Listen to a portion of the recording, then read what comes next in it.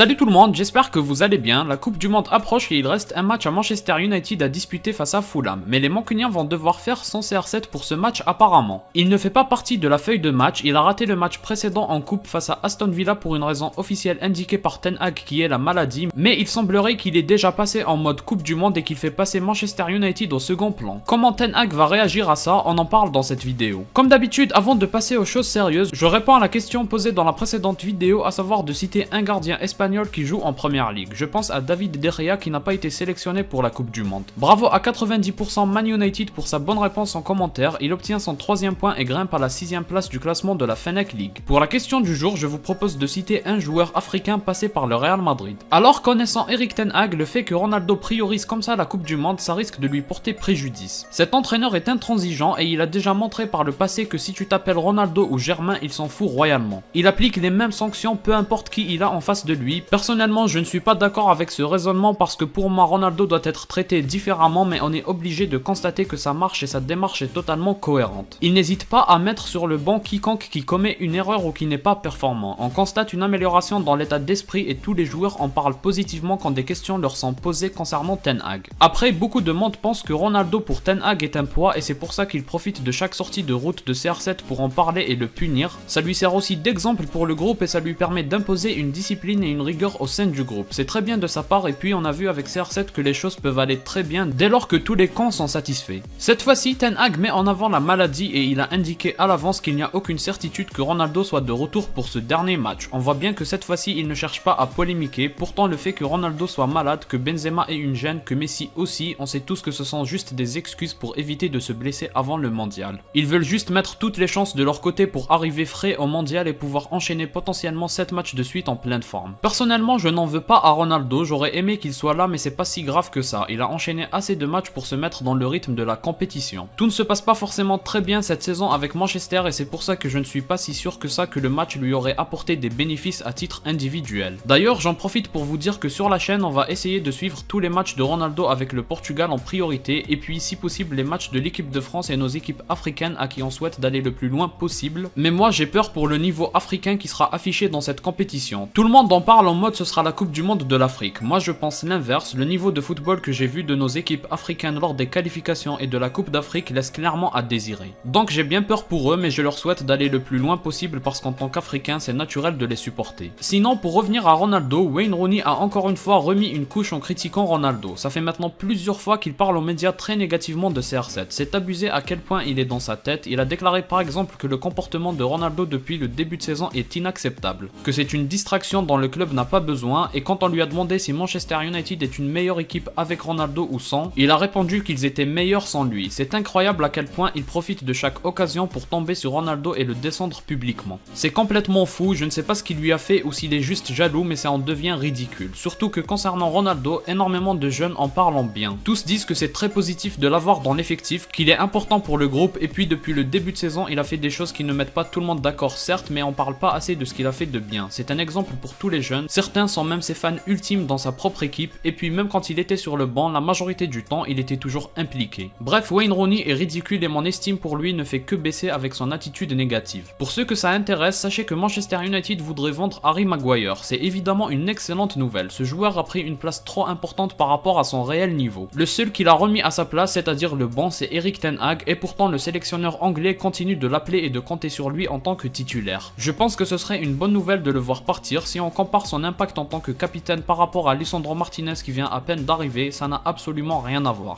Et c'est très difficile pour un entraîneur et un club de remettre un joueur qui a pris autant d'importance à sa place. Surtout qu'il a aussi le brassard de capitaine, c'est pour ça que je pense que ce serait positif de se séparer de lui. Ce serait plus simple pour tout le monde, surtout qu'il n'est pas aimé en Angleterre. Après c'est quelqu'un qui se donne beaucoup, c'est pas son attitude qui est critiquable mais simplement son niveau. Et c'est clairement parce que souvent c'est le 12e homme adverse plutôt que d'être un coéquipier. Il aide plus souvent les adversaires que ses propres coéquipiers, c'est un joueur à part dans la nullité. Et il faut aussi parler d'un autre de ses confrères, d'un autre joueur qui revient souvent dans les discussions des mauvaises performances, le fameux Van de Beek. Ten Hag a été clair à ce sujet, il a déclaré que soit il se mettait au niveau de la première ligue et du niveau qui est attendu de lui, soit il sera vendu. Il a totalement écarté l'option de le prêter, c'est là encore une fois un entraîneur qui prend les bonnes décisions qui ne peuvent qu'être favorables au club. Ten Hag, on peut lui reprocher beaucoup de choses, mais c'est vrai qu'il est en train d'amener Manchester United à une nouvelle dimension alors que c'était catastrophique sans lui. Même s'il n'a encore rien fait et que que le plus dur reste à venir, notamment en gagnant face à Fulham. En ce qui concerne la première ligue, Arsenal continue de gagner, Manchester City a perdu. Je ne pense pas que Arsenal joue réellement le titre, mais par rapport à Manchester United, je trouve ça dommage d'avoir encore perdu des points face à des équipes plus faibles et les 3 points face à Aston Villa, ils étaient vraiment précieux. Perdre des points face à Fulham serait vraiment dérangeant, surtout que Liverpool revient en force et il y a moyen de profiter de la méforme de Chelsea. Voilà donc pour la vidéo du jour où on parle notamment de Ronaldo mais aussi de tout ce qui concerne Manchester United et la Coupe du Monde. Si vous avez aimé, laissez un like, un commentaire, un partage et un abonnement pour me soutenir. Moi je vous dis à la prochaine, portez-vous bien.